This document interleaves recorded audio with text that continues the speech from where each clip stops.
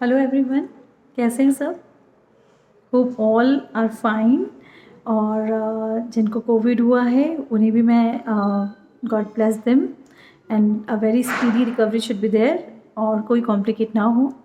आज हम डाइट पर डिस्कस करेंगे क्योंकि बहुत सारे कोविड पेशेंट्स कंफ्यूज हो रहे हैं कि उन्हें क्या खाना चाहिए क्या नहीं खाना चाहिए। तो सिंपल सा कॉन्सेप्ट है कि जो कोविड प्रॉब्लम है वो हमारे लंग्स पर अटैक कर रही है, मीन्स हमारे रेस्पिरेटरी सिस्टम पे अटैक कर रही है। तो जितनी भी कफ बढ़ाने वाली चीज़ें हैं उन्हें हमें अवॉइड करना चाहिए। जैसे एक ब्रीफ हम अगर समझें कि हमें मोटे मोटे तौर पे क्या अवॉइड करना चाहिए, तो दूध, दही, दूध से बनी जितनी भी चीज़ें हैं, फ्रूट्स, जूसेस, ब्रेड, मैदा, बिस्किट्स, ये सब हमें अवॉइड करना चाहिए। और बहुत भूख लगने पर ही रोटी सब्जी खाना चाहिए, अदरवाइज़ खिचड़ी दलिया ये खाना चाहिए। What I followed when I faced Covid, मैंने 5 दिन तक गर्म पानी और नारियल पानी, 1 से 2 नारियल पानी दिन भर में थोड़ा थोड़ा सिप सिप पिया और बाकी टाइम नारियल गर्म पानी पिया। और उसके बाद 6th day and 7th day I had मूंग दाल का सूप पिया पतला।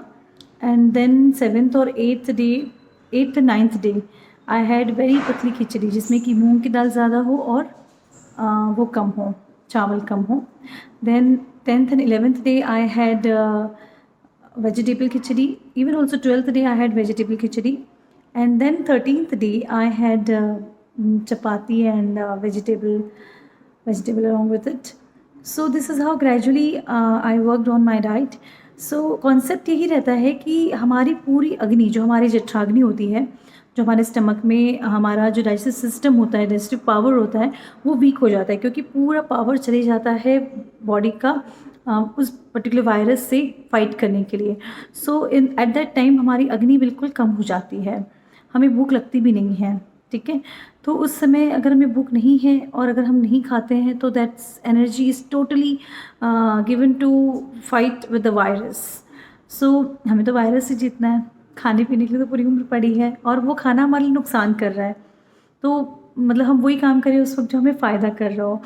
तो लाइक धीरे धीरे धीरे धीरे जो हम डाइट को धीरे धीरे शिफ्ट करते हैं, पानी से सूप पे, सूप से खिचड़ी पे, खिचड़ी से वेजिटेबल खिचड़ी पे, तो ग्रेजुअली धीरे धीरे जैसे होता है ना, हवन की अग्नि होती है जिसमें आप थोड़ा थोड़ा डालते जाते हो, घी डालते हो, थोड़ा सा वो डालते हो सामग्री, तो धीरे धीरे अग्नि प्रज्वलित होती है। फिर उसके बाद आप कुछ भी डालो तो सब पचा लेता है। तो वैसे 12-13 डे के बाद आप कुछ भी खाओ, आपकी अग्नि धीरे धीरे बढ़ जाती है एंड आप अच्छे से डाइजेस्ट कर पाते हो और डिजीज़ तब तक जा चुकी होती है। तो this is how you should win any disease, not only corona, किसी भी डिजीज़ में अगर आपको कभी भी कोई भी बुखार आता है या कोई भी तकलीफ़ होती है तो रिड्यूस योर डाइट, है ना। एटलीस्ट जो लोग बहुत भूखे नहीं रह सकते हैं या कह रहे हैं कि हम एलोपैथिक मेडिसिन भी ले रहे हैं और वो बहुत गर्म करती हैं अगर हम कुछ नहीं खाएं तो एटलीस्ट आप अवॉइड करें कि गरिष्ठ चीज़ें ना खाएं, दूध, दही और जो मैंने आपको चीज़ें बताई उनको अवॉइड करें। एक कल लंदन के एक डॉक्टर का भी मैं वीडियो सुन रही थी, तो उसमें भी उन्होंने यही कहा कि कोविड होता है तब हमारे बॉडी का शुगर लेवल बढ़ जाता है। इवन स्टेरॉइड्स भी दे रहे होते हैं और कुछ मेडिसिन भी है जिनकी वजह से शुगर लेवल बढ़ता है। और वैसे भी कोई भी इन्फेक्शन आता है तो बॉडी में शुगर लेवल बढ़ता है। तो उस समय अगर हम कुछ ऐसी चीज़ें लेते हैं जिससे शुगर लेवल और बढ़ता है तो वायरस और तेज़ी से हमारे शरीर में बढ़ता है।